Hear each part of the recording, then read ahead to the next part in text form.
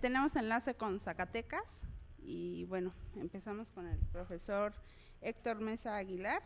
Él es egresado de la Facultad de Psicología en la UNAM, es profesor e investigador de tiempo completo en la UAM, es jefe de área de investigación de los procesos psicosociales de los fenómenos colectivos, está a cargo de un año de investigación que se desarrolla en el proyecto Niñez, Conceptualización y Valorización.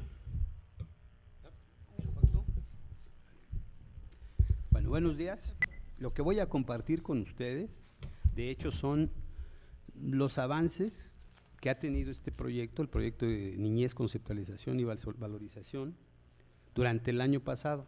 Actualmente estamos en una segunda fase que tiene otro sentido, pero lo que yo les voy a presentar, lo que yo les voy a leer, porque está muy claro, es muy sintético y yo creo que deja de una manera muy sucinta cuáles son los lineamientos generales de la aproximación teórica de este proyecto.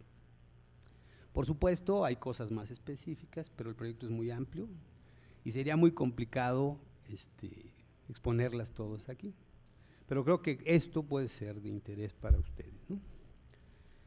Obviamente esto tiene que ver con el alto nivel de violencia que se vive en todo el mundo, particularmente en los países del tercer mundo, en donde, por supuesto, la gente pobre y los sectores dependientes, ¿no?, como los niños, por ejemplo, como los ancianos o como las mujeres, son los que sufren más los estragos de esa escalada de violencia, que no es más que parte de lo que llaman globalización, término que es un eufemismo. Un eufemismo es una palabra que simple y sencillamente trata de suavizar o ocultar las realidades negativas de un proceso o de una realidad. Entonces, en vez de decir que la gente tiene arrugas, se dice o que está vieja, se dice que tiene líneas de expresión o que es un adulto mayor, ¿no? Pero en realidad, pues es un viejo y las arrugas son arrugas, ¿no? Igualmente, la globalización es simplemente la globalización del capitalismo. Es finalmente el triunfo de los países ricos que se distribuyen y se apropian de la riqueza y de los recursos humanos, la riqueza natural y los recursos humanos de los países pobres, que es lo que estamos viviendo. La crisis de empleo que vivimos en todo el mundo, pues es uno de los efectos de las famosas bondades de la globalización. Entonces, paso a leer, ¿no? Esta es una justificación introductoria. La configuración actual de nuestro sistema mundo ha preocupado a propios extraños en virtud de que la velocidad de los cambios con riesgosos matices que han ocurrido en diversos ámbitos, particularmente los de la esfera social, las esperanzas y promesas de mejoras en la calidad de vida de los habitantes de este planeta pierden viabilidad y posibilidades de concreción al percatarnos de que las promesas de la mayoría de los grandes líderes que ocupan posiciones estratégicas en las estructuras sociales en realidad no se dirigen hacia el bienestar colectivo, sino a beneficiar a minorías que poseen enormes capitales y poder. La ilusión de una globalización que parece estar en pro de la equidad e igualdad de oportunidades, en realidad ha diluido las fronteras entre países para permitir la circulación libre de capitales y que estos no solamente dominen la economía mundial, sino que impongan estilos o formas de vida, reduzcan y o estandaricen las oportunidades laborales y los hábitos de consumo de las poblaciones.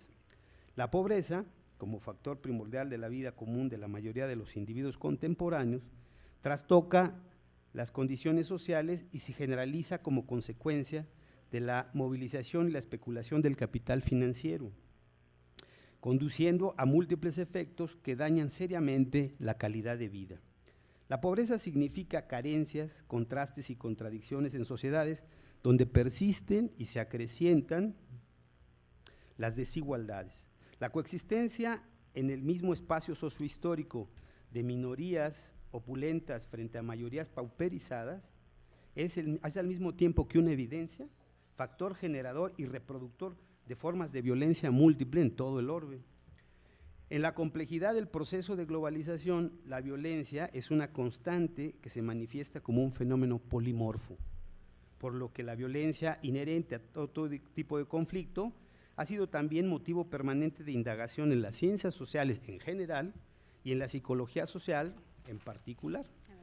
La evolución de la psicología social en años recientes ha tendido a desarrollar enfoques integrales, o al menos con pretensiones antirreduccionistas, en virtud de que busca articular los elementos psicológicos y sociológicos.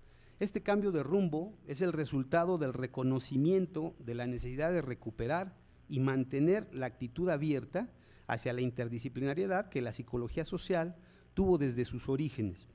Más precisamente, pretende evidenciar la continuidad entre los planos macro y microsocial como una contratendencia a la excesiva especialización disciplinaria y al individuocentrismo predominante en este campo. Por tales razones, dichas perspectivas permiten derivar de esos esfuerzos integradores formas de comprensión e intervención más adecuadas. Sin embargo, pese a que la mayoría de las aproximaciones a la violencia la han abordado como un fenómeno complejo y diverso, la generalidad de dichos análisis terminan por parcializarlo y acusan una fuerte propensión a mantenerse en niveles descriptivos y ayunos de elementos que esclarezcan su verdadera naturaleza y el porqué de esas características. Por supuesto, las aproximaciones psicosociológicas pues no son la excepción. La manera en que el presente análisis se propone superar estos inconvenientes es adoptar una aproximación dialéctica a la problemática de la violencia. Un análisis de este tipo nos permitirá comprender a la violencia como algo inherente a los seres humanos y parte esencial de la vitalidad de los mismos. Un análisis de este tipo nos permitirá comprender a la violencia como algo, desde esta perspectiva, es posible establecer a la subjetividad, ¿no?, al ámbito de las construcciones simbólicas o virtuales, como el contrario con el que la violencia constituye una unidad, es decir, tener al binomio violencia-virtud como elementos confrontados, pero recíprocamente determinados. En tanto que contrarios que se determinan recíprocamente, ninguno de estos elementos está ausente del universo de la expresividad de la actividad humana. Más precisamente, las múltiples posibilidades combinatorias de estos dos opuestos constituyen el universo posible de dicha expresividad. Es por estas razones que nuestra pretensión es coadyuvar a que el rango dentro del espectro de combinaciones posibles que generen el mayor bienestar y positividad para la mayor parte de los involucrados sea en el que se inscriban tendencialmente la mayor parte de las relaciones humanas. La virtud como antítesis de la violencia nos invita a reflexionar sobre los valores universales que han sido suplantados o distorsionados. En el mundo actual, algunos valores como el respeto, el altruismo, la cooperación, son percibidos como reliquias de sociedades arcaicas y no de nuestro entorno presente. En el ámbito de lo privado, el deterioro de los valores han redundado en la dilución y la pérdida de identidades individuales y grupales, mientras que en la esfera pública se sigue exaltando una supuesta igualdad de oportunidades que hacen del individualismo la única vía aparente de realización personal y social. Toda la expresividad de la actividad humana está constituida por combinaciones diversas pero particulares de estos elementos contrarios, por lo que si el análisis específico de la casuística posible que conforma este universo, específico de la casuística que conforma este universo, es más fácil de llevar a cabo explicitando las principales características a través de las cuales se manifiesta o concretan los componentes de esa contradicción básica. Aunque la violencia es un recurso para la sobrevivencia de los seres vivos, en la vida social humana la violencia y la virtud pueden ser utilizados deliberadamente en situaciones cotidianas que comprometen en distintos grados la integridad de los individuos y grupos, quienes orientan su vitalidad en un sentido u otro. Sin embargo, tanto la violencia como la virtud tienden a preservar una serie de rasgos característicos. Es importante hacer notar que tanto la violencia como la virtud son construcciones simbólicas. En rigor, estas construcciones virtuales dan significado y sentido al universo de las acciones humanas. La expresividad de la actividad vital humana está fuertemente vinculada a las identidades que las relaciones sociales moldean y determinan, y que son las individuales, las grupales y las colectivas. Más concretamente, estas identidades son resultado de fuerzas contrarias en determinancia recíproca que tienden a su integración o desintegración. El estado de equilibrio entre ambas fuerzas posibilita la instauración de cada una de ellas. Estas fuerzas integradoras y desintegradoras tienen correspondencia directa y cierto grado de equivalencia con el listado de características específicas que aquí presentamos. Entonces, quisiera que pusieras este acetato, por favor, para que vean el listado de características. ¿Sí? Estas fueron cierto grado con la…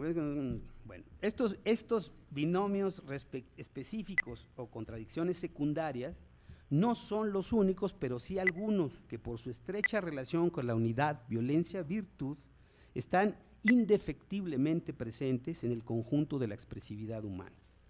Entonces, todos estos binomios preservan la determinancia recíproca de los contrarios originales, y aunque presentan relaciones estrechas y semejanzas, no son idénticas ni guardan un orden jerárquico. Bueno, las paso a explicarlas, ¿no?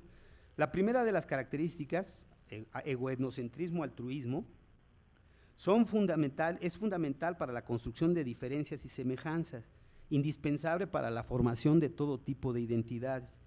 Las necesidades egoetnocéntricas, por su naturaleza particular, tendencialmente requieren de menos esfuerzo y presentar una latencia breve entre su aparición y la satisfacción de las mismas. Esto es, el individuo o grupo que las manifiesta, por estar centrado en sus propios intereses, tiende a ser incontinente ante la oportunidad de conseguir sus objetivos, de tal suerte que busca que la consumación de sus necesidades sea inmediata. En contraste, el altruismo supone objetivos comunes y acciones conjuntas, es decir, implica el apoyo y el compromiso de los miembros del grupo con el de otros grupos para que la satisfacción de las necesidades compartidas se lleve a cabo. El cumplimiento de este objetivo requiere de un periodo de latencia mayor, o dicho en otras palabras, los miembros de los grupos deberán ser continentes en la realización de las metas particulares en beneficio del grupo. Así, el altruismo implica un carácter mediato para la consecución de sus objetivos. La cuarta característica específica se refiere a la morfología que puede adquirir la acción humana, dependiendo de si se persiguen objetivos particulares, egoetnocéntricos o comunes. De esta manera, las formas básicas que pueden adoptar dichas acciones son de competencia o cooperación respectivamente. La quinta característica mantiene las tendencias establecidas en la primera y segunda, pues el egoetnocentrismo y la competencia son factores esencialmente excluyentes, ya me perdí, de la positividad de la acción conjunta, coordinada y sus beneficios, de tal manera que la definición del calificativo incluyente implica por contenido lo opuesto, lo expuesto anteriormente en sentido contrario. La sexta característica se refiere a la nomia y la anomia. La primera es la resultante de la convergencia de opinión en la construcción y o compartimiento de conocimiento de la realidad.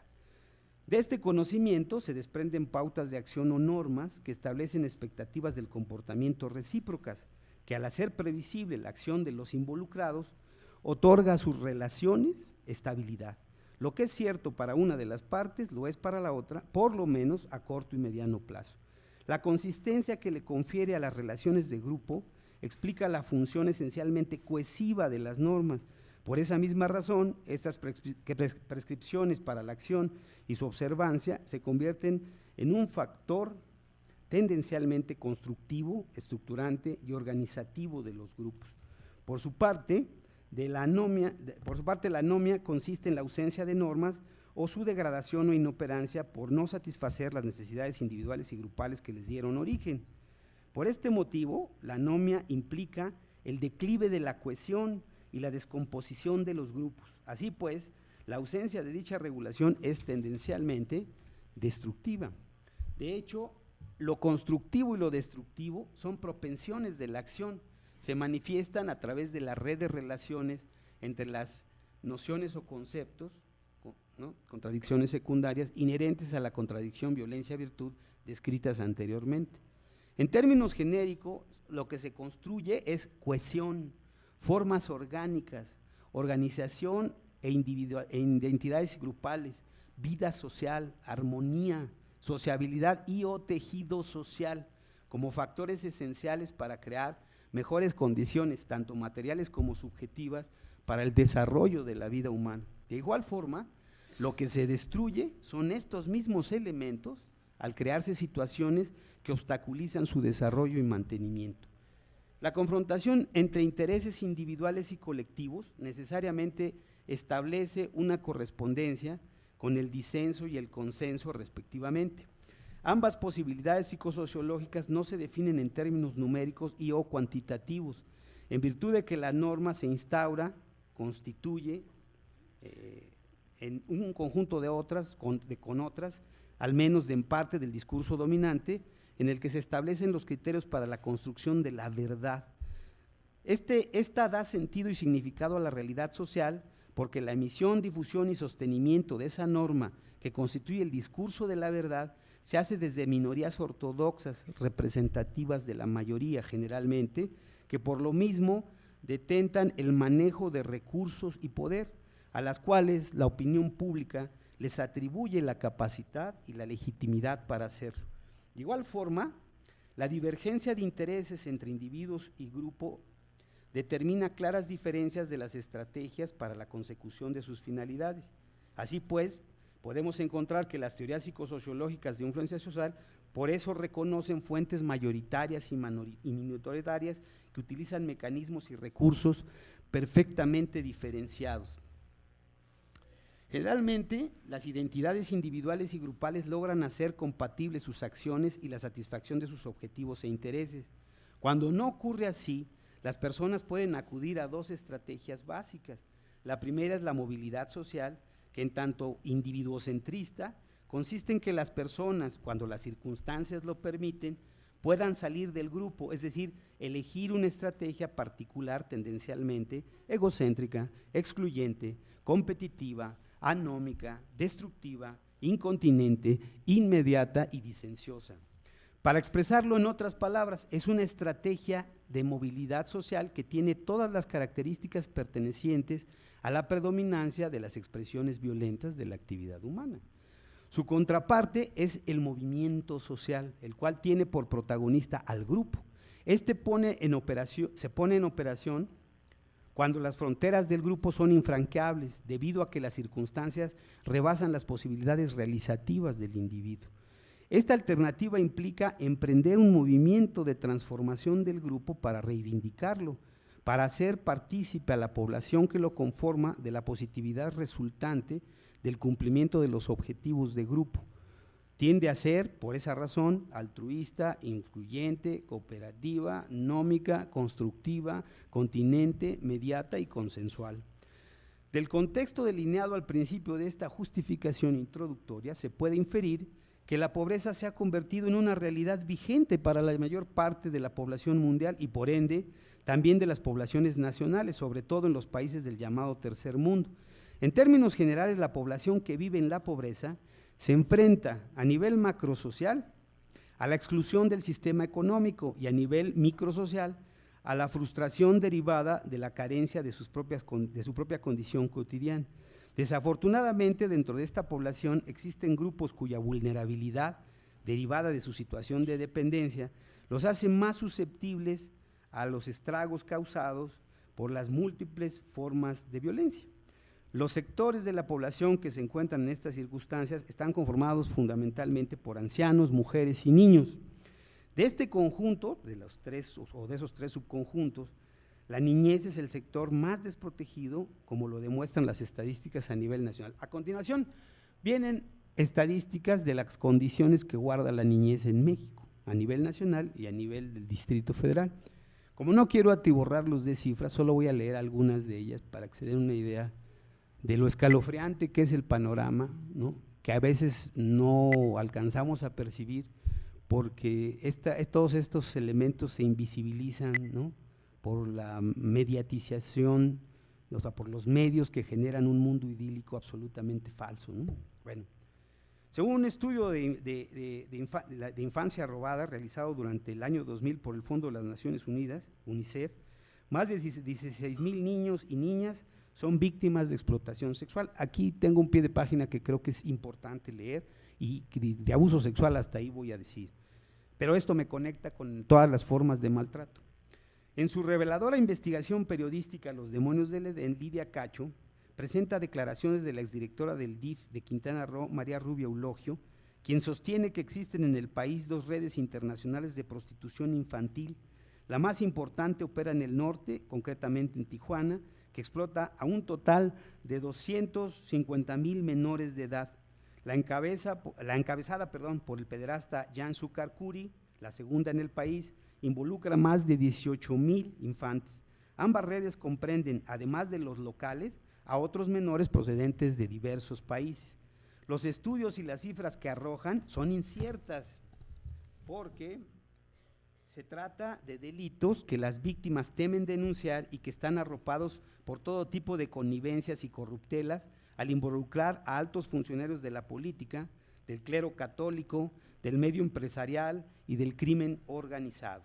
Para ilustrar tales complicidades, baste recordar cómo se hizo uso de la ley con fines persecutorios y represivos en contra de la periodista y la impunidad de la que gozan los responsables. Sin embargo, las indagaciones de la periodista permiten suponer que este azote es mucho más grave de lo que usualmente autoridades, organismos oficiales y medios suelen admitir.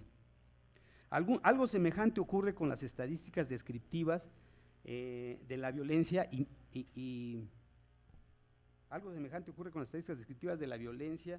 intrafamiliar como fenómeno general y con el maltrato infantil como expresión particular, pero que se manifiesta en diversas modalidades: maltrato físico, emocional, abuso sexual, explotación sexual, laboral, omisión de cuidados, etcétera, etcétera.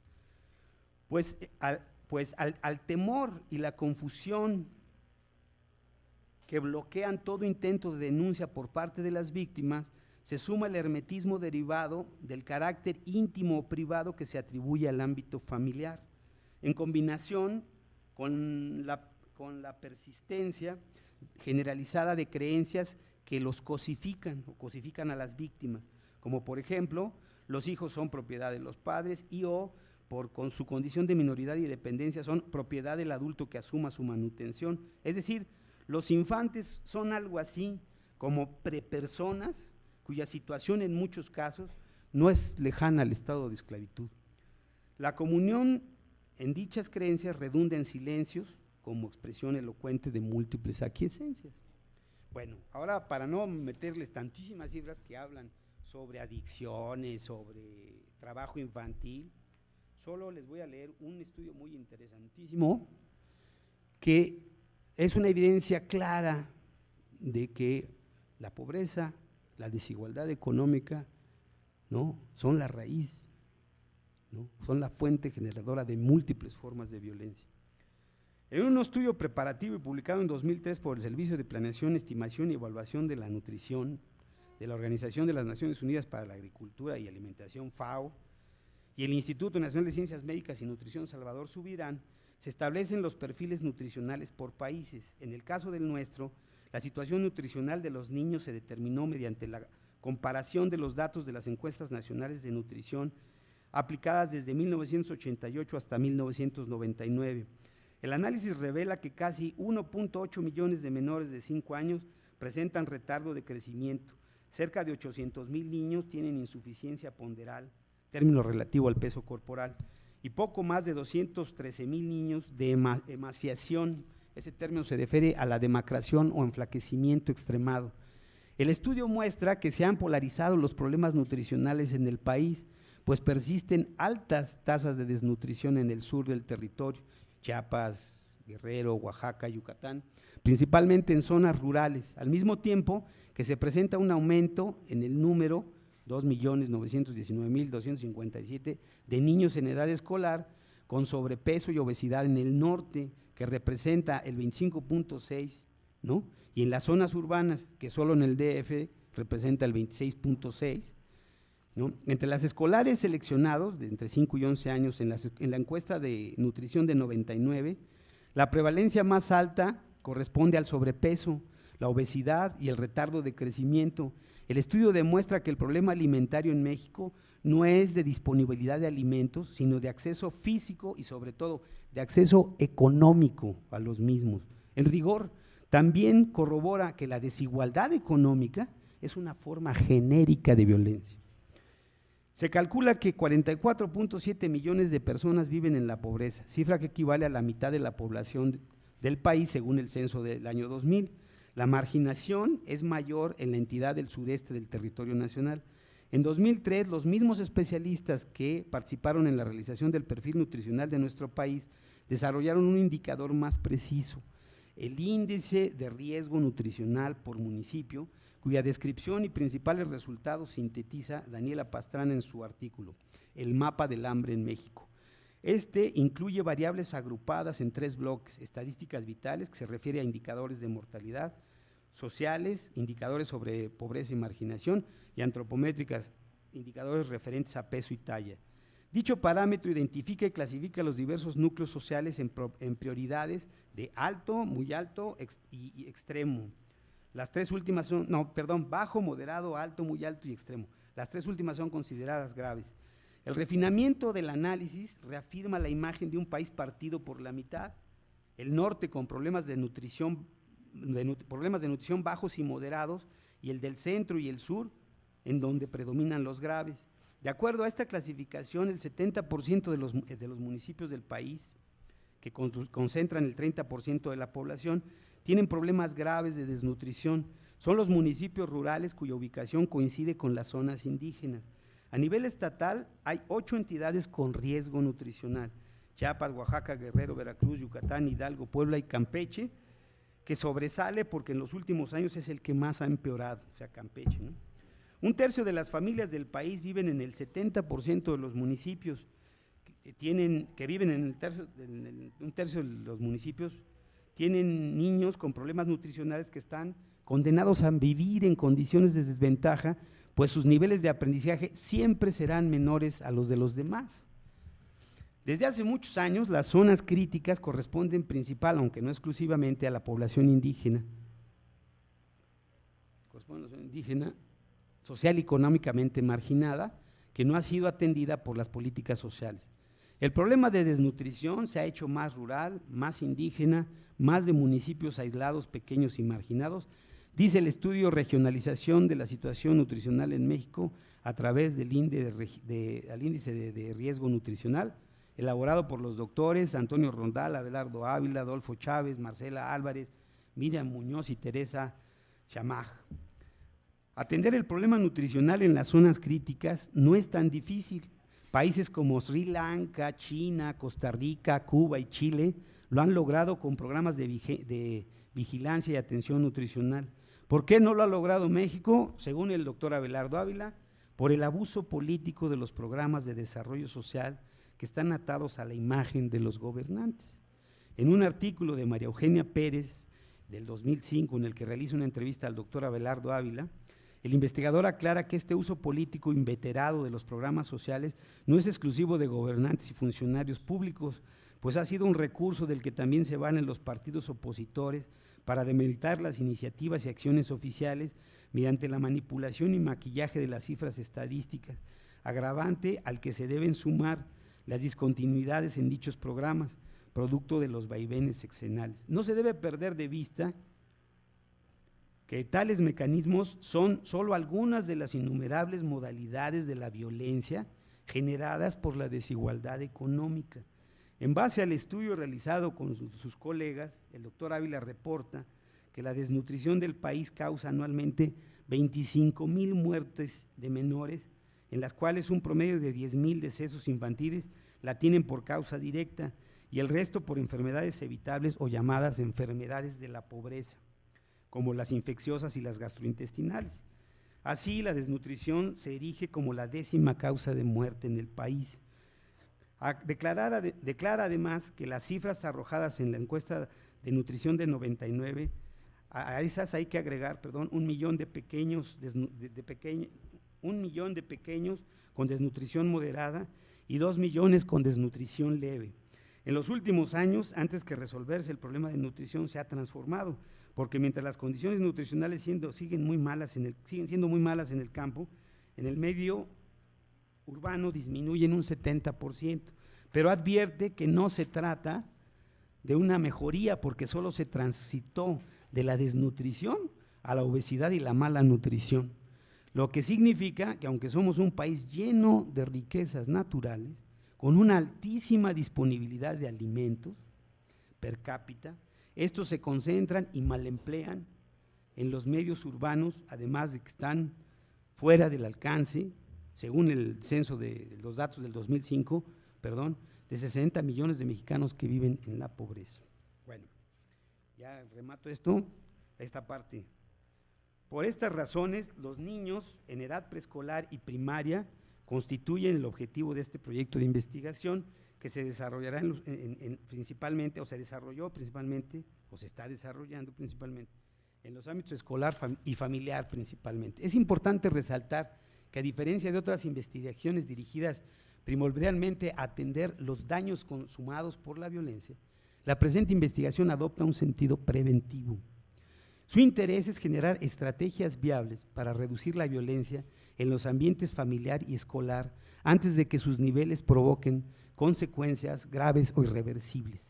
Con este fin se producirán materiales para sensibilizar fundamentalmente a padres y maestros para que así ambos grupos reconozcan las prácticas que favorecen consecuencias y ambientes violentos e identifiquen alternativas que coadyuven y canalicen sus acciones hacia una convivencia armónica y constructiva. El objetivo último de este proyecto es favorecer un mayor compromiso del adulto hacia los niños, porque en última instancia el adulto detenta una independencia que los menores aún no poseen, porque están justamente en proceso de formación y desarrollo. Bueno, a continuación siguen las principales ideas de la aproximación teórica dialéctica. ¿Sí puedo todavía? ¿No hay problema? ¿Sí? Dale. ¿No se han aburrido? ¿No están hartos? Está bien. Bueno. Aproximación teórica, ¿no? Aunque nuestra aproximación dialéctica al binomio violencia-virtud requiere de una mayor explicitación, el método dialéctico no. Desde que Friedrich Engels, basado en un estudio riguroso del conocimiento científico más avanzado de su tiempo, llegó a la conclusión de que en última instancia el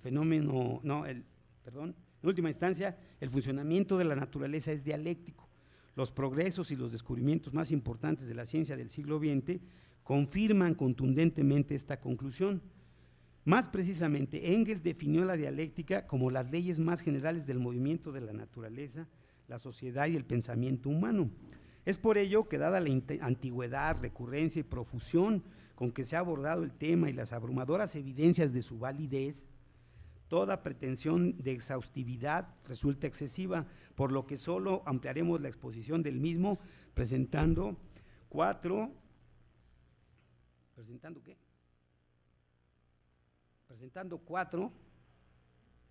de los supuestos básicos del método, ¿no?, dialéctico materialista.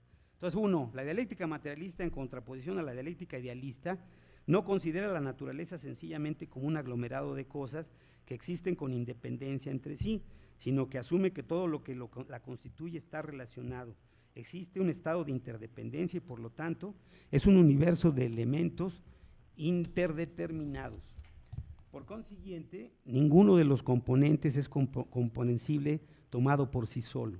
Su inteligibilidad depende de asumir su vinculación con el resto del conjunto del que forma parte como condición necesaria para una cabal aprehensión. Es por ello que, no obstante que las limitaciones de nuestras sociotecnologías para adquirir conocimiento determinen que requiramos de parcializar la realidad, identificando las contradicciones esenciales o primarias y los fenómenos y las fenomenales o secundarias, nuestro análisis debe considerar su concatenación y la integridad del universo.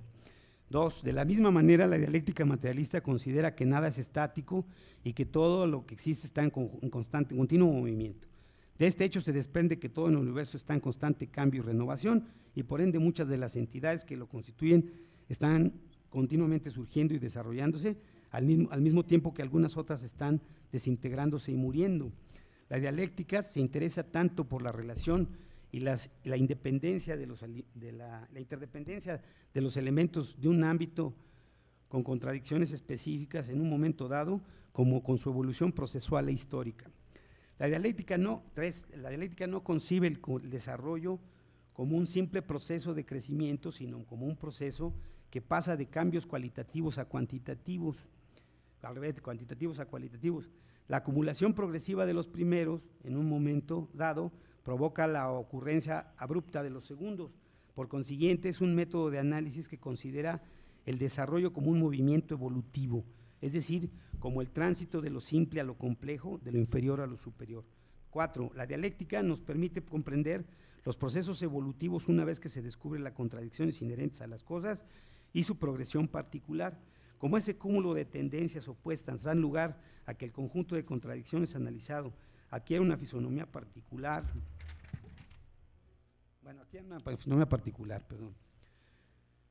La pertinencia de asumir una aproximación dialéctica se ve reafirmada por el análisis etimológico que los términos violencia-virtud, ¿no?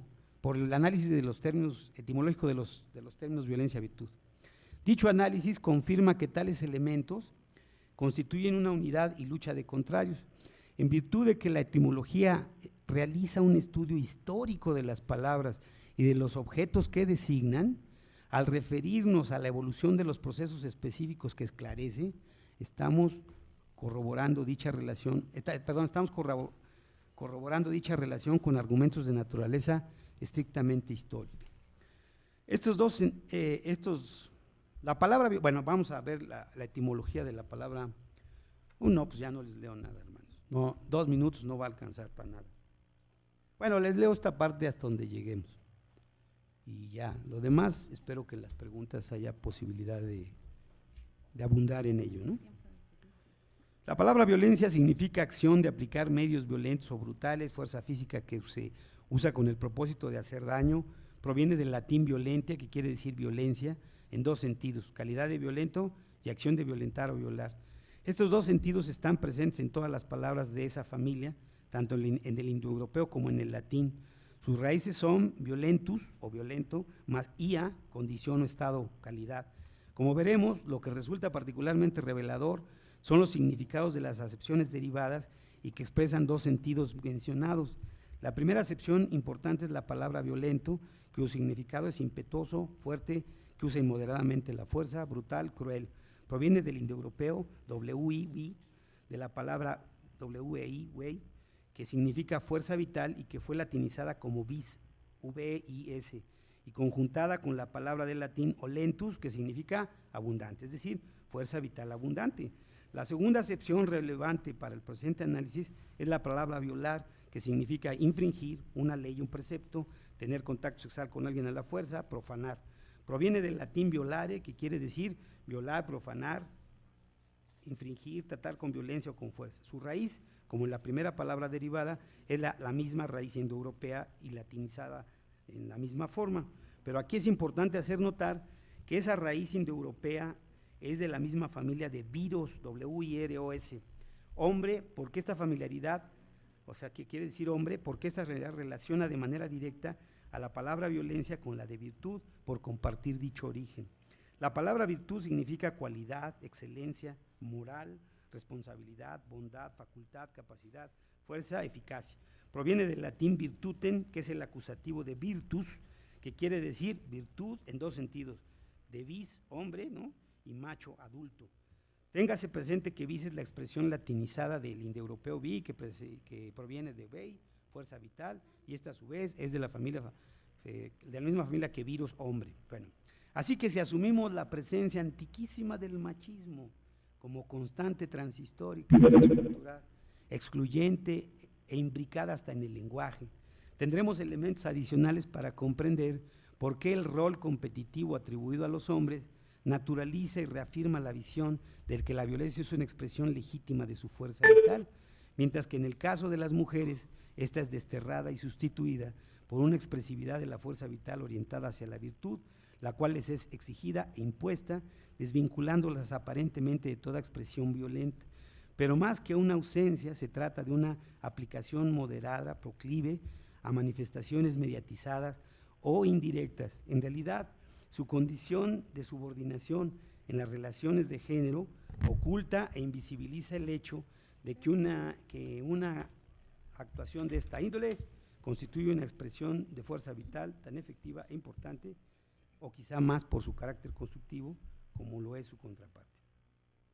Si pasamos por alto las apariencias impuestas por el machismo, se puede deducir que la familiaridad de las palabras violencia y virtud se sustenta en el hecho de compartir la raíz vis, que significa esencialmente la fuerza vital de los seres humanos. Es decir, la expresión se refiere a su vitalidad o capacidad de acción con independencia de su sexo y de su género. Pero de la misma manera se puede inferir que son también dos formas genéricas extremas o polares del uso que tendencialmente pueden hacer los humanos de su actividad vital, intencionada aunque no siempre ni cabalmente consciente, en la solución de los conflictos intrínsecos a las relaciones sociales. La polaridad de estos elementos no excluye una infinidad de combinaciones dentro de este espectro, por ese hecho indeterminado de los múltiples usos posibles de su vitalidad. Ambas modalidades se manifiestan en acciones o prácticas, si se prefiere, y o mecanismos polimorfos que constituyen el universo de la expresidad de la vitalidad humana. Sin embargo, mediante el conocimiento de esos rasgos básicos, es posible deducir, discriminar e identificar los subconjuntos más prominentes que contiene ese universo. Así, las acciones prácticas que se inscriben dentro de la combinación, donde uno de los contrarios predomina, claramente constituyen los subconjuntos más evidentes e identificables. Uno está definido y constituido por las acciones o prácticas que se orientan hacia una solución violenta de los conflictos. Este se basa sobre objetivos que se circunscriben a la lista de calificativos a características aludida anteriormente e inherentes a ese contrario. Las acciones que conforman dicho subconjunto tienen como rasgo común el predominio de la negatividad, porque violentan, directo o indirectamente, la convencionalidad moral que busca incluir y hacer partícipes a todas las partes involucradas en la relación, cualquiera que ésta sea, en la mayor proporción posible de las consecuencias positivas, aunque ninguna relación está exenta a la negatividad, ¿no?, resultantes. Como se puede inferir, estas prácticas son proclives a la destructividad en grado variable para algunas de las partes. En contraste, el otro conjunto lo componen las acciones o prácticas que se orientan hacia una solución virtuosa del conflicto. Estas encuentran fundamento y fisonomía en la lista de calificativos. Sale pues, entonces aquí lo dejamos, tristemente, nunca alcanza el tiempo en estos eventos. Bueno, remato con esto. Nosotros identificamos los tres subconjuntos más importantes en donde se pueden ubicar las acciones humanas, y a partir de eso nosotros tenemos un instrumento muy poderoso que nos permite, ¿no?, establecer que la violencia y la virtud son expresiones de la fuerza vital de los seres humanos, y en tanto que los seres humanos son seres sociales, son seres históricos, es decir, que están parcialmente autodeterminados, que pueden determinar parcialmente su historia. En ese sentido, ¿sí?, todo lo que hacen tiene una evolución histórica con ellos. Bueno, pues la violencia y la virtud también han tenido esa evolución histórica. La violencia en particular sufrió un proceso de institucionalización que, ya para decirlo rápidamente, es cuando aparece, ¿no?, la propiedad privada, cuando hay un despojo, ¿no?, violento de lo producido por un grupo, por otro, y además esclaviza a los productores.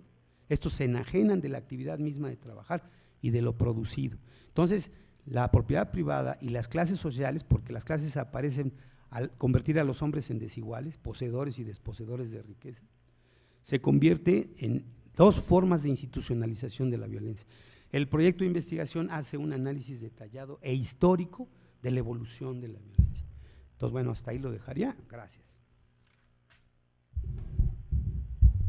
Bueno, ahora a continuación el profesor Carlos Contreras. Él es licenciado en Psicología Social de la UAM, estudió la maestría y el doctorado de la misma disciplina en la Facultad de Psicología en la UNAM, es profesor de la UAM desde 1997, especializado en cognición social, métodos cuantitativos, y coordina el seminario de Kurt Lewin.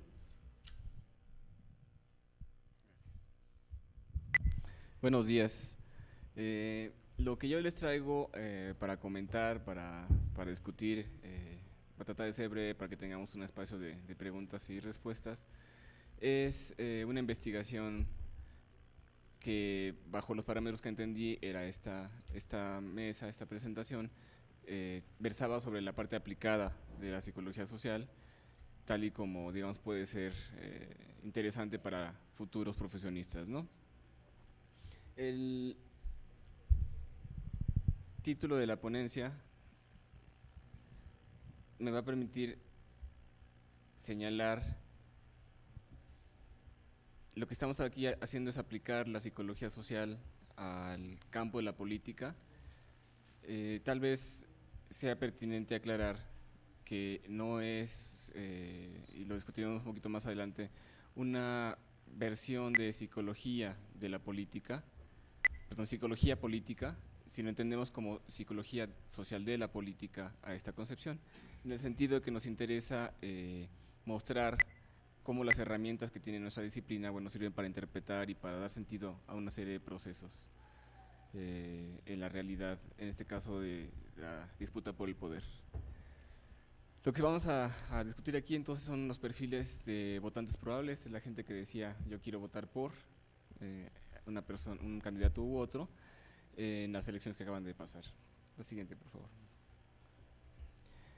Fundamentalmente hay que tener claro que las aplicaciones de la psicología social han sido históricamente de 4 grandes tipos. Una es de sobre generar conocimiento e información sobre procesos sociales, cuáles son las razones, cuáles son las explicaciones que podemos dar acerca de los procesos sociales. Eso es una de las aplicaciones importantes, tal vez la más importante que ha tenido la disciplina, digamos, si vemos el volumen de trabajo que se ha hecho. Una segunda y cada vez más importante es diseñar y evaluar estrategias para incidir en el cambio social, para incidir en los procesos sociales. El segundo ámbito es muy socorrido, es muy frecuente en países donde el aparato científico-técnico está bastante vinculado con las universidades y bastante vinculado con la toma de decisiones. En esa medida, buena cantidad de países desarrollados lo que hacen es retomar las investigaciones de la psicología social para diseñar políticas públicas, por ejemplo, ¿no? Para hacer diseñar cierta clase de incidencias en los procesos.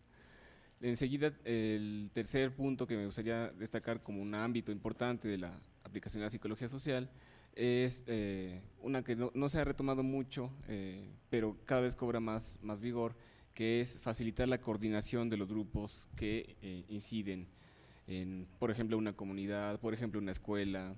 Esos procesos, porque la psicología social tiene muchas herramientas para trabajar con grupos y para lograr ciertos procesos virtuosos, o lograr procesos virtuosos de trabajo dentro de los grupos, es también una aplicación importante cuando hablamos de para qué sirve la psicología social ya fuera de las aulas, ¿no? Toda intervención en realidad siempre está basada, la asuma o no, en concepciones, en consideraciones epistemológicas, epistémicas, teóricas y metodológicas, así como asume necesariamente alguna posición ética, sea que la asuma explícitamente, la reconozca, la examine, la critique para asumirla, o sea que simplemente se parta del hecho de que es neutra la intervención, pero en realidad lo que estamos encontrando es que está favoreciendo a una u otra posición dentro del entramado social, ¿no? Entonces, siempre hay, insisto, se asuma o no, unas presuposiciones epistemológicas, teóricas, así como, digamos, éticas y deontológicas. Ustedes saben la diferencia entre estos dos últimos términos. La segunda tiene mucho que ver con los códigos de conducta profesionales. Y en esa medida, este último punto me va a permitir retomar ciertos elementos para analizar los datos que se tienen, digamos, profesionalmente sobre las elecciones de los meses pasados, hace 3 meses. A la siguiente, por favor.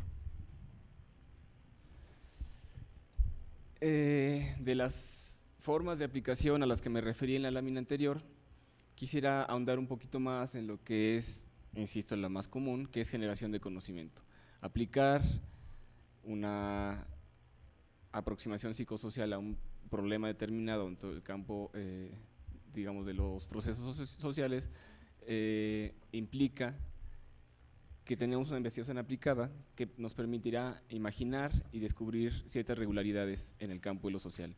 Si no tenemos una concepción de la psicología social o de las ciencias sociales en general, donde pensemos que existen regularidades, que existen cosas allá afuera que vale la pena encontrar, que vale la pena describir, si nuestra concepción es más, digamos, ateórica, difícilmente vamos a poder hacer una investigación aplicada, ¿no? Necesitamos como asideros dentro de lo que se sabe, dentro de lo que se espera que esté sucediendo afuera, para buscar justamente eso en los procesos naturales. El papel de la teoría entonces es decidir qué vamos a mirar primero. Salimos a la calle, observamos violencia, observamos procesos de relaciones afectivas, procesos de la índole que ustedes gusten y manden. ¿Qué cosa observamos primero? ¿Qué cosa distinguimos como valioso, como lo que cuenta como un dato? Esa es una de las aportaciones de las teorías. La teoría nos dice por dónde mirar. Los métodos nos permiten construir evidencia. Hay que evitar esta idea de que los métodos cuantitativos o cualitativos son algo así como irle a la América o irle a las Chivas, una cosa que tiene que ver con la identidad de la gente. Son herramientas que uno tiene que contar con ambas para poder salir a los procesos que suceden en la calle, a la vida cotidiana, a las cosas que nos interesa estudiar, y aplicar el que corresponda, así como las herramientas teóricas que, conociendo sus presuposiciones epistemológicas, insisto, nos permitirán ver unas u otras cosas de estos procesos sociales, ¿no? La técnica aquí, entonces, entre las parte metodológica y técnica, hay que ser muy enfático en el hecho de que son instrumentales, o sea, sirven para, no son un fin en sí mismos, y por lo tanto lo que permite la primera es construir la evidencia. No vamos a observar como si afuera estuvieran las cosas esperándonos a que las descubriéramos. Vamos y construimos esa evidencia para soportar una cierta aseveración. Y las técnicas lo que nos permiten es aumentar la posibilidad de que eso que estamos diciendo sea compartido, pueda volverse a encontrar al cabo de un cierto tiempo, alguien más llegue y lo pueda coincidir con nuestras apreciaciones. Esos son los papeles en la parte de la psicología social aplicada, de cualquier ciencia o investigación aplicada, de la técnica y los métodos. Finalmente, la estadística, y aquí quiero referirme a esto porque el trabajo que les voy a mostrar tiene alguna mínima, pero alguna cantidad de números que muestra qué fue lo que pasó en el proceso electoral que recién concluimos, o según algunos otros que no hemos concluido. Y la estadística no debe ser un obstáculo para que entendamos lo que está pasando ahí. He tratado de mantener las láminas y los datos al mínimo posible, pero sí quisiera advertir en que si asumimos un cierto analfabetismo numérico, no lo convirtamos en una virtud, ¿sí? Y a mí me gustan las metodologías cualitativas porque no me gustan los números o porque no le entiendo a los experimentos o viceversa. No puede tomarse una decisión de esa naturaleza con base en una preconcepción o una dificultad previa de uno. Y en este caso la estadística espero mostrarles cómo puede ser útil para ver ciertas cosas que seguramente serán mucho mejor complementadas con perspectivas cualitativas, ¿no? La siguiente, por favor. Decía al principio que entiendo que esta investigación es sobre psicología social aplicada a la política y no tanto psicología política. Hubo o ha habido cierto debate sobre si, siguiendo cierto autor del siglo XIX, la psicología política es la fase superior de la psicología social.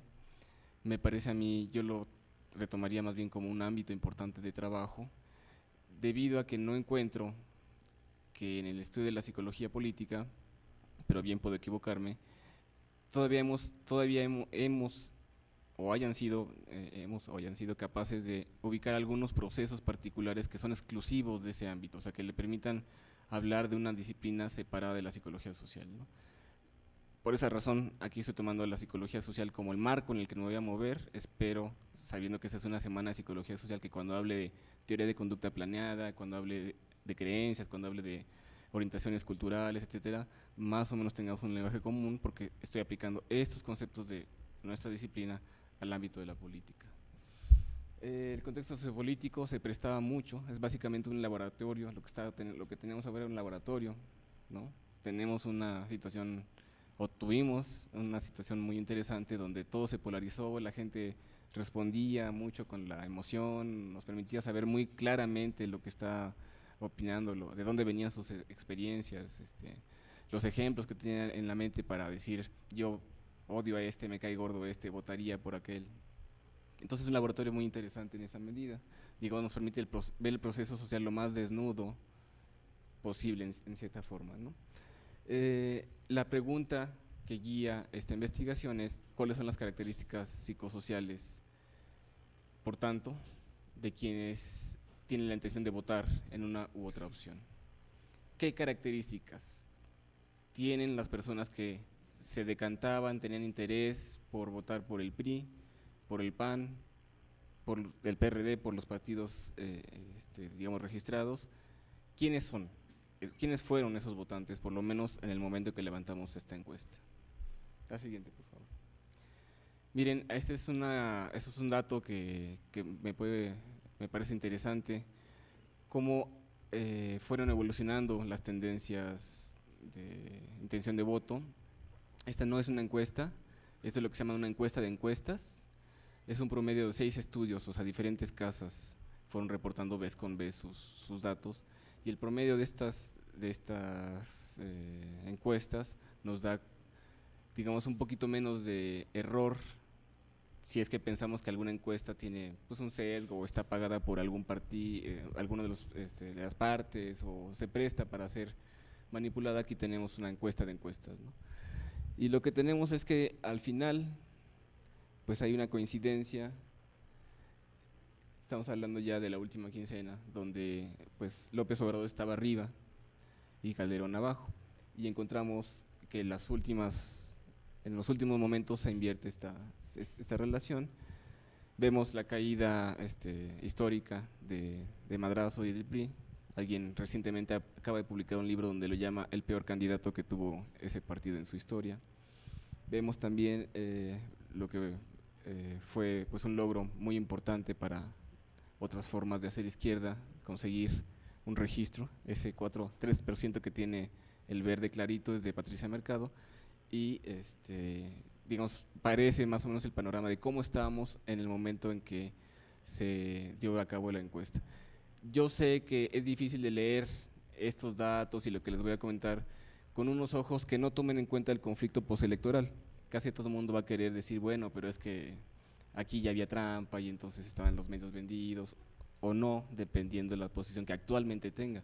Yo les pido que se ubiquen en el momento en el que estábamos el domingo a las 8 o 9 de la noche del 6 de julio, qué es lo que pensábamos, qué es lo que sabíamos, los que checaban la página del Sendero del Peje, los que checaban diferentes blogs, esa información. Ubíquense en ese momento, por favor. Esta investigación es una que se enfoca en conducta política. Es un estudio de panel, es decir, tenemos datos de la misma persona antes y después de la elección.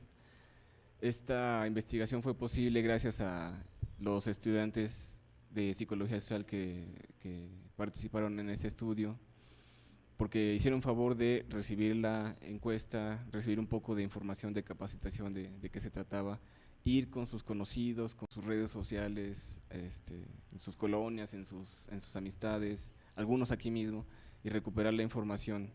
Entonces este estudio no hubiera sido posible si no tuviésemos pues el apoyo de todos estos estudiantes, ¿no? En total de 43 estudiantes que nos echaron la mano con diferente número de encuestas cada uno, y así como fueron pudiendo.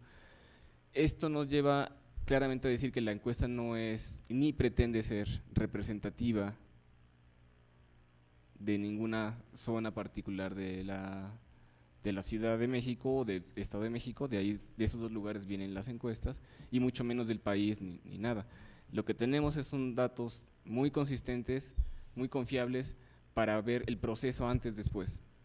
No tenemos datos confiables para generalizar a lo que estaba pasando en una población fuera de eso, ¿no? No, un segundo, regresa por favor. Antes teníamos 257 encuestas, después pudimos localizar a la misma persona en 420 ocasiones, que existe coincidencia en ambos son 416, es decir, sí hay una pérdida de aproximadamente unos 40 cuestionarios ahí, pero consideramos que, dadas las circunstancias, no es tan grave. Ahora sí.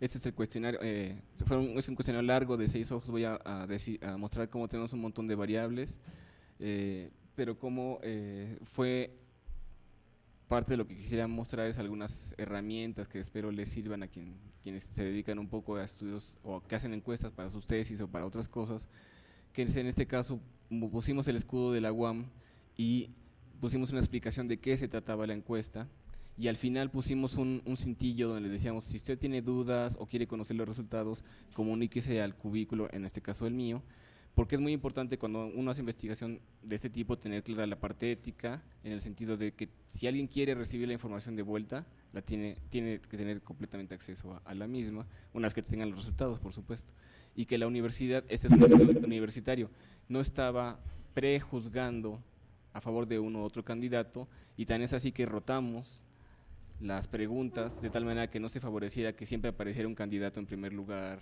y hubiera un efecto de recencia o de primacía en alguna medida. Se cuidaron todos esos parámetros metodológicos para poder darle la certeza a las personas y que eso a su vez nos diera certeza del tipo de respuestas que nos podían brindar, ¿no? La siguiente, por favor. Las variables son, por lo mismo de la longitud del instrumento, una gran cantidad de cosas que se involucraron aquí. Tenemos desde variables psicológicas como personalidad, religiosidad, locus de control, que en algunos casos funcionan como covariables, es decir, como variables que permiten equiparar o hacer semejantes a todas las muestras para que no se meta ruido estadístico. Es, por ejemplo, el caso de personalidad, el caso de religiosidad. Variables culturales, ideológicas, sociológicas, en particular lo que tiene que ver con capital social, electorales, psicosociales sobre política, que es básicamente la teoría de la conducta planeada, ustedes la identificarán ahí porque está actitud, norma, control, intención, y las sociodemográficas. Las sociodemográficas son justamente variables que, si esto fuera un estudio, digamos, de mercado político, serían las primeras que nos pedirían cruzar. ¿Qué cantidad de hombres votaría por un candidato, qué cantidad de mujeres o qué porcentaje, dependiendo del nivel de escolaridad, esta clase de cosas?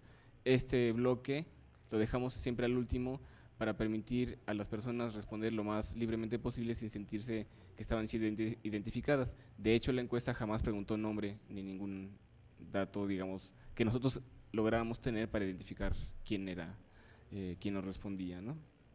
La siguiente, por favor. Los resultados de esta encuesta, ¿me puedes permitir tantito para atrás? Gracias. Estas son dos series de datos distintas. Los datos tal como los obtuvimos son estos, con base en 430 personas,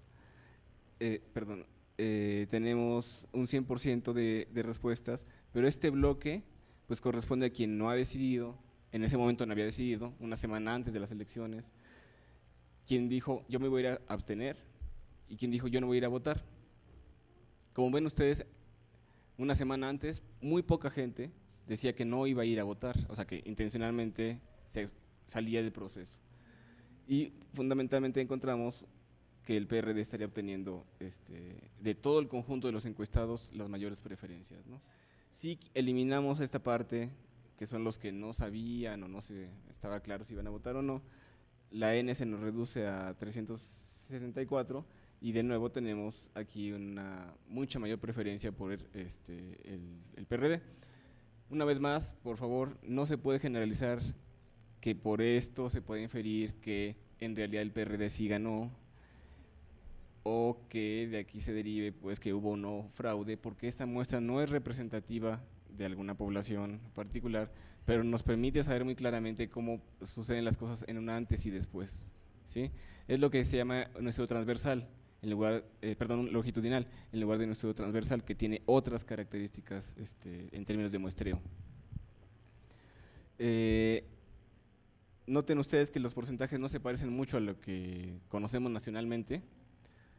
Incluso se parecen, pero en algunos aspectos son distintos a lo que conocemos localmente, lo que sucedió en los distritos, en el Distrito Federal y en el Estado de México, en los conteos ya previos. Tampoco se parece mucho a lo que están marcando las encuestas anteriores por los datos que les acabo de mostrar. Por favor. ¿Por quién votó para presidente? Aumenta el voto por el PRD. Aquí ya es, como les comentaba, una semana después de que sucedieron las elecciones, regresamos con la gente a sus lugares de trabajo, a sus escuelas, a estos sitios, y les preguntamos, bueno, finalmente, ¿por quién votó? Una semana antes te pregunté por quién ibas a votar, ahora dime qué pasó ya al final, cuál fue la conducta que sí realizaste. Tenemos que finalmente 116 personas no fueron a votar, o sea, hubo un cambio muy grande entre 15, 16 personas que dijeron no voy a votar, a las 116, 100 más que finalmente no lo hicieron. Tenemos que la N final es muy semejante, y eso nos permite decir que a pesar de que parecería que mucha gente simplemente se salió del proceso, lo que encontramos, lo voy a mostrar a continuación, es más bien que se cruzan en el camino. Parte de lo que sirve este estudio es para mostrar cómo algunas de las cosas que se señalan en los medios de comunicación son por lo menos cuestionables, en el sentido de que se piensa que una encuesta, mientras más cerca de la fecha de la elección, por ejemplo, tiene mayor posibilidad de representar lo que finalmente va a pasar en las casillas. Y la razón es que, si me permites la siguiente, aquí está cómo eran una semana antes y aquí está cómo resultaron el día de la elección, o sea, cómo votaron finalmente. Voy a detenerme un poquito en esta tabla. Por el PRI, 25 personas originalmente dijeron que iban a votar. ¿Cuántas finalmente votaron por el PRI? Y las demás se movieron hacia el PRD. O sea, ahí tenemos una transición importante que nos permite mantener un número inicial y final más o menos semejante, no tan cercano, pero más o menos semejante, y sin embargo lo que está pasando adentro es que los electores están cambiando de casilla en el último momento. El dato que una encuesta nacional, que una encuesta, digamos, comercial me va a mostrar son datos agregados, cómo están el conjunto de las personas, y van a decir, aquí se ve que López Obrador o Calderón han ganado ciertos adeptos, convenciendo a los indecisos o permitiendo que la gente conozca mejor sus propuestas. Parece que lo que está pasando principalmente, lo voy a detallar ahorita, es que se pasan de un lado a otro los electores, aunque el número neto puede seguir siendo muy semejante. Vean el caso del PAN, originalmente iban a votar por él 53, finalmente votaron por ellos 61, y de ellos 42 fueron consistentes, es decir, que iban a votar por el PAN y que finalmente votaron por el PAN. 9, quiere decir algo así como 20%, se fueron a votar por el PRD. Por el PRD, 166 iban a votar, votaron, como ya vimos, más finalmente por ellos. ¿Y de dónde salieron?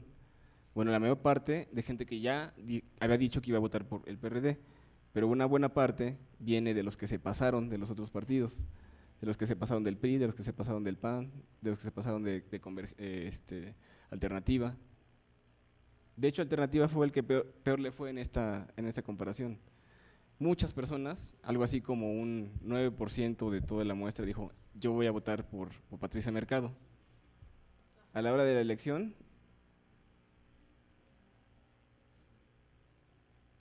se quedó con casi la mitad de estos. ¿Dónde fueron a dar todos los anteriores? Se repartieron entre el PRD, muy pocos el PAN y algunos el PRI. Perdón. Principalmente se fueron al PRD. Sí, estoy siendo claro con lo que explico. Tenemos aquí entonces un efecto muy importante porque ¿qué teorías en psicología social nos permiten explicar lo que pasa en el momento justo de estar frente a la urna? Tenemos una cantidad, 3/4 partes de nuestra población es consistente entre lo que dice que va a hacer una semana antes y lo que hace finalmente, y 1/4 parte, es decir, 1 de cada 4, a la mera hora, escucha los cantos de la sirena, lo piensa mejor, la almohada le dice, hay presiones de parte del esposo o de la esposa, váyanse a saber qué cosa. 1/4 parte, 1 de cada 4 en este país, por lo menos en esta muestra, está mostrando este efecto. Las teorías que nos permiten estudiar eso, ustedes lo pueden señalar muy claramente, son disonancia, como una teoría muy vieja, autopercepción, como una teoría un poco más reciente, y las de autopresentación, casi todas las que tienen que ver con la identidad y la parte cognitiva de la toma de decisiones. Pero este dato me parece a mí que nos abre como psicólogos sociales una cancha de trabajo muy grande, porque insisto, las casas encuestadoras lo que están haciendo es mostrar como si nada pasara y las personas más o menos son consistentes con lo que dicen, porque el dato de la encuesta y el dato de la urna se parecen, pero según esto, 25% de esa semejanza es irreal, porque están cambiando entre ellos de posición. ¿Sí? Todos jugamos al juego de la silla y más o menos todos terminamos sentados, pero no estamos en el mismo lugar que al principio. La siguiente, por favor. Esta es la última lámina. Voy a tratar de ser muy claro en explicarla, me voy a ir despacio. Las variables que enuncié previamente, la pregunta de investigación, qué perfiles, qué características tiene cada uno de los votantes, probables o posibles o prosélitos, es decir, gente que tiene su credencial y que una semana antes dice yo voy a votar por lo pueden ustedes revisar por columna. Entonces, para el PRI, por ejemplo, tenemos que son esto, son más creyentes que el común de las personas, más creyentes en términos religiosos. Uno les pregunta, ¿qué religión tienes? Y la siguiente pregunta es, ¿qué tan creyente eres? Y lo que muestran es que la gente del PRI es un poco más tradicionalista en el sentido de que sigue muy de cerca sus creencias. Vamos a ver qué diferencia hay con lo que pasa con el PAN. Luego son más…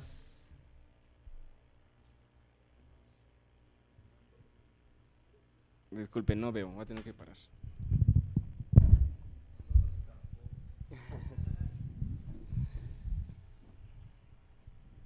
Bueno, como Omar no ve, les voy a leer yo. Las variables psicológicas, personalidad, religiosidad, locus de control, bienestar subjetivo, son un grupo de cosas que se evalúan en el cuestionario que nos permiten distinguir, en el cual vemos pues que hay diferencias entre todos los prosélitos de los partidos políticos. La gente del PRI dice ser más creyente, la gente del PAN tiene menor locus de control interno, pero asiste más a la iglesia. La gente del PRD dice tener mayor bienestar subjetivo, mayor locus interno, a diferencia de este es menor locus interno, este es mayor locus interno, y son menos creyentes. Eso los distingue a los del… Sí. Gracias. ¿Bailamos? La gente del PRD es menos creyente. Esa es una de las diferencias importantes con la gente del PRI. Vamos a ver que hay muchas semejanzas, pero esta es una diferencia. La gente de Alternativa Socialdemócrata y Campesina es la menos religiosa, tiene mayor locus de control interno, es el mayor de todos ellos, y el menor locus de control externo, el menor de todos ellos. A ver, voy a detenerme un poquito a explicar qué significa esto para todos. Fundamentalmente me voy a ir con esta idea. La gente del PRI dice, yo creo más. La gente del PAN dice, yo voy más a la iglesia, pero no creo más, ni siento que Dios guíe más de cerca mi conducta. La gente del PRD, al contrario, dice, yo no creo, estoy alejado de ese tipo de creencias. Y la gente de Alternativa es la que dice, yo no tengo nada que ver o estoy mucho más alejado de Dios. Independientemente de si voy a la iglesia o profeso en alguna religión, Dios no tiene nada que ver con mi vida cotidiana. Esa es una diferencia muy importante que estamos encontrando en términos de religiosidad.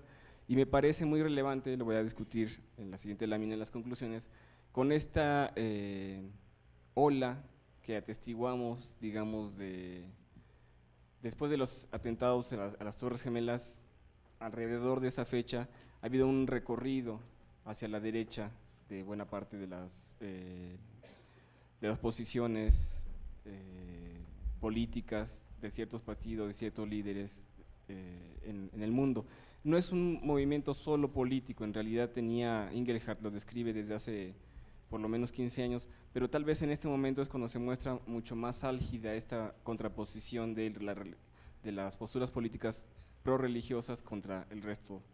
Digamos, hay un poco más de intolerancia en esta medida, ¿no? Lo que pasó el día de antier en Estados Unidos parece estar marcando por lo menos el inicio del declive de esta tendencia más yunquesca, vamos a ponerlo así, ¿no? En política. Y aquí tenemos dos partidos políticos que tienen una cierta aversión a esa clase de concepciones, a esa clase de mensajes, mientras que estos dos están más cerca en la medida que se sienten, unos por la costumbre, por la asistencia a la iglesia, y otros porque se asumen como más creyentes, parecen estar más cerca de una posición que refuerza esta clase de asuntos, tal vez en la vida pública, ¿no?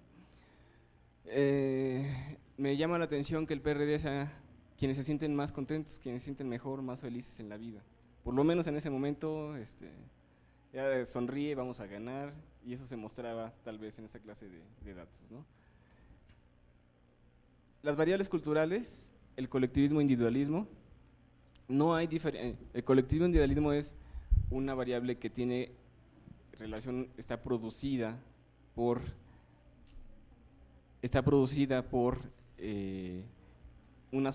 por las sociedades, por las socioculturas, y no tanto por los individuos. Es exactamente al inverso de esto, es un producto de la cultura, digamos, uno lo asume por socialización, y lo que tenemos aquí es 4 dimensiones diferentes. Uno puede ser más abnegado, uno puede ser más competitivo, uno puede ser más colaborador, o uno puede ser simplemente individualista sin meterse con los demás, sin que uno pase por encima de los demás. Lo que encontramos es que no hay diferencias excepto para los de Alternativa, donde son los menos competitivos de todos y son los menos abnegados, es decir, son más horizontales, tú y yo somos iguales, tú me respetas, yo te respeto, y no hagamos que nadie pase por encima de nada. Todos estos 3 partidos son muy semejantes en la medida en que dicen, si hay que pasar por encima de alguien, si hay que ser abnegado, sale, si hay que ser competitivo, sale. Son mucho más dispuestos a variar en esta medida, ¿no? Las variables ideológicas son más autoritarios en el PRI, son los más autoritarios de todos estos grupos. Su posición ideológica es de centro, no es una sorpresa, no es una novedad. Este es de derecha, este es de izquierda, pero los del PRD son los menos autoritarios. En ese momento rechazaban completamente cualquier forma de autoritarismo. Habría que ver si lo siguen haciendo. Las variables sociológicas, como capital social, quiere decir qué tanto tenemos cercanía con nuestros grupos sociales, con nuestras redes, con los colectivos a los que pertenecemos, digamos, en la vida cotidiana, la iglesia, los amigos, etcétera. Encontramos que los del partido Alternativa son los que tienen menor conexión con autoridades. Los demás partidos se están moviendo en la posibilidad de hacerlo o no hacerlo, estos evitan la autoridad encarnada. Las variables electorales, la participación política no convencional, estos son los que están menos dispuestos, los de PRI, a marchar, a salir a hacer cosas a la calle. esos están menos dispuestos a la violencia y estos están menos dispuestos a pedir por escrito, cartas, llamadas por teléfono, etcétera, cosas. Las variables psicosociales, el modelo, la teoría de conducta planeada funciona mejor aquí, regular aquí y peor acá. Disculpen que esté corriendo, pero ya me está correteando el tiempo. Lo que quiere decir que aquí funciona bien la actitud como predictor. Que me convenga votar por alguien es la guía de mi conducta. Aquí lo que guía mi conducta es el control. Si puedo hacerlo o no puedo hacerlo. Si siento que el candidato me da libertad para actuar o restringe mi libertad para actuar. Y lo que está pasando aquí, principalmente la norma social. Lo que los demás me dicen que tengo que hacer, eso es lo que voy a hacer. Las variables sociodemográficas, tenemos aquí, los del PRI son los más lectores de todos, los del PAN son, a diferencia de lo que pasó en el 2000, principalmente hombres, de mayores ingresos y mayor nivel educativo. Los del PRD son más viejos, más pobres, salen menos a divertirse a la calle y ven menos televisión de todos estos grupos. La gente de Alternativa son más mujeres, el voto de Patricia es principalmente de mujeres, son más jóvenes, son más cultos y son de familias más pequeñas. La última, por favor. Me parece que vale la pena reflexionar con que las aplicaciones de la psicología social deberían ser relevantes no solamente para nosotros y para nuestra comprensión, sino también para la gente que opera políticas públicas o tiene alguna incidencia en el ámbito de lo público. Es importante, me parece que sintetizaría una parte de las conclusiones diciendo que actualmente las campañas políticas y los estudios de mercado que las guían no están teniendo una mirada psicosocial suficiente como para decir, dar los mecanismos posibles, los posibles mecanismos explicativos de por qué suceden estos cambios tan radicales en la gente en la última semana de la elección. Me parece que la psicología social tiene la capacidad de hacerlo y que cuando no lo asume la gente que está consumiendo investigación, la gente que está tomando decisiones, la gente que está guiando campañas políticas afuera, el que sale perdiendo no es el político, sino es la sociedad en su conjunto, porque se está haciendo aparecer como que hay una ambigüedad tal en los electores, nadie sabe qué va a pasar, cuando en realidad sí hay mecanismos, sí hay forma de detectar cuáles son los patrones que están guiando estos cambios o estas selecciones de último momento de las decisiones políticas electorales. Muchas gracias.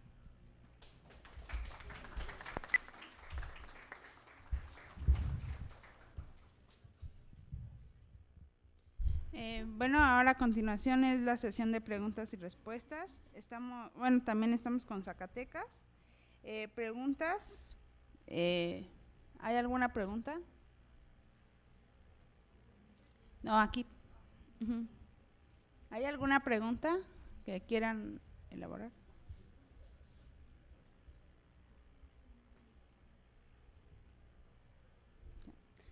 Bueno, entonces vamos con Zacatecas. ¿Tienen alguna pregunta?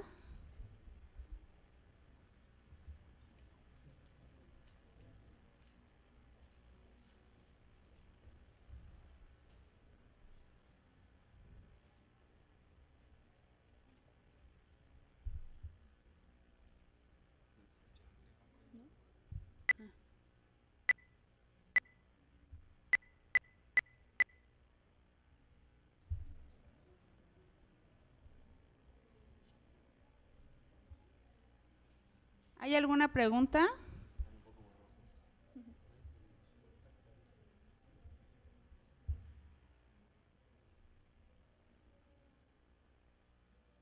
¿Alguna pregunta?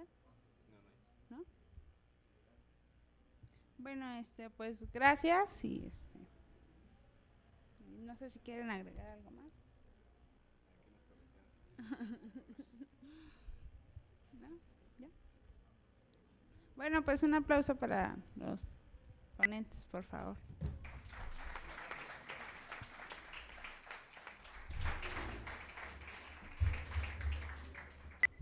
Nos vemos a la siguiente actividad a las 11:30.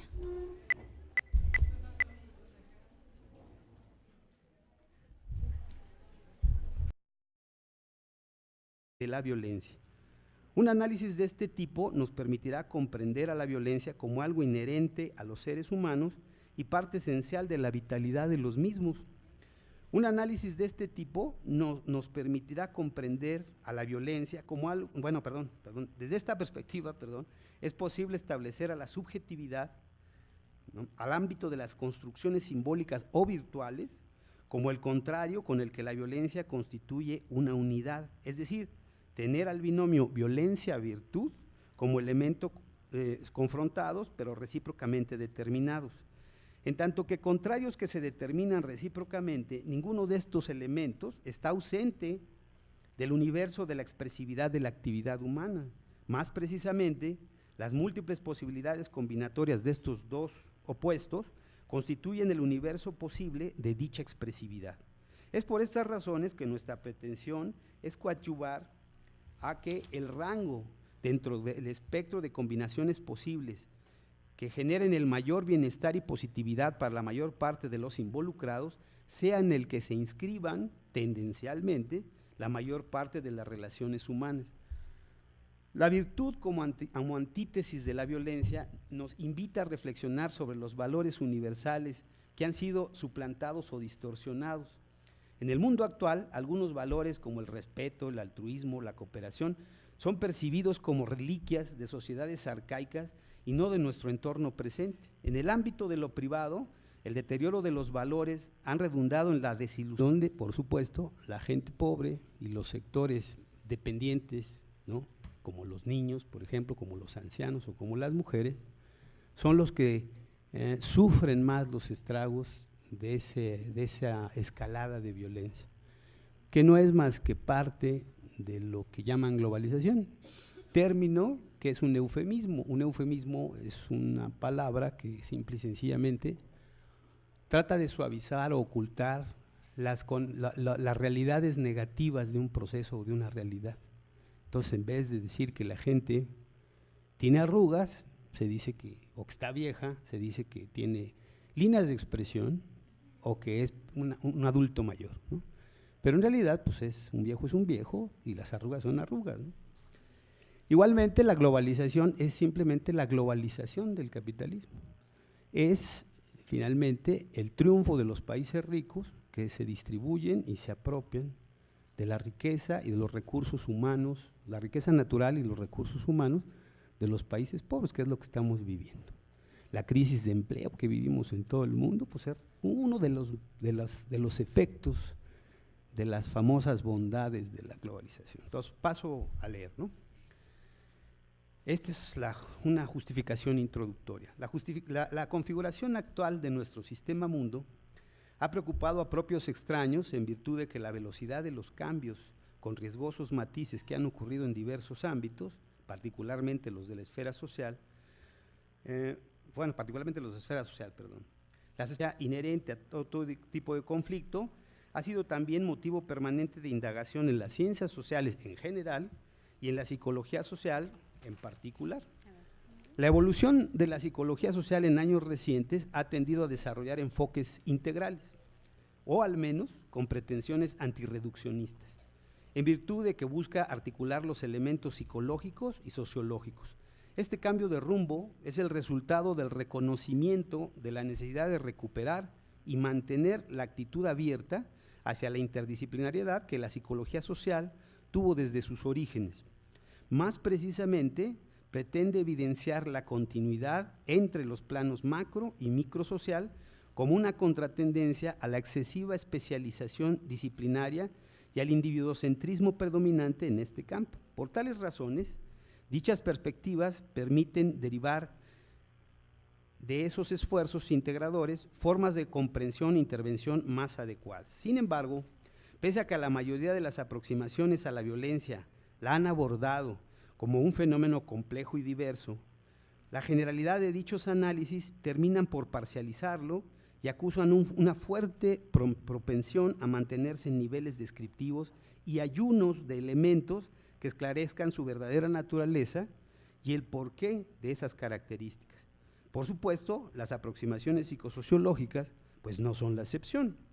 La manera en que el presente análisis se propone superar estos inconvenientes es adoptar una aproximación dialéctica a la problemática de esperanzas y promesas de mejoras en la calidad de vida de los habitantes de este planeta pierden viabilidad y posibilidades de concreción al percatarnos de que las promesas de la mayoría de los grandes líderes que ocupan posiciones estratégicas en las estructuras sociales, en realidad no se dirigen hacia el bienestar colectivo, sino a beneficiar a minorías que poseen enormes capitales y poder. La ilusión de una globalización que parece estar en pro de la equidad e igualdad de oportunidades, en realidad ha diluido las fronteras entre países para permitir la circulación libre de capitales y que estos no solamente dominen la economía mundial, sino que impongan estilos o formas de vida, reduzcan y o estandaricen las oportunidades laborales y los hábitos de consumo de las poblaciones. La pobreza, como factor primordial de la vida común de la mayoría de los individuos contemporáneos, trastoca las condiciones sociales y se generaliza como consecuencia de la movilización y la especulación del capital financiero, conduciendo a múltiples efectos que dañan seriamente la calidad de vida. La pobreza significa carencias, contrastes y contradicciones en sociedades donde persisten y se acrecientan las desigualdades. La coexistencia en el mismo espacio sociohistórico de minorías opulentas frente a mayorías pauperizadas es al mismo tiempo que una evidencia, factor generador y reproductor de formas de violencia múltiple en todo el orbe. En la complejidad del proceso de globalización, la violencia es una constante que se manifiesta como un fenómeno polimorfo, por lo que la violencia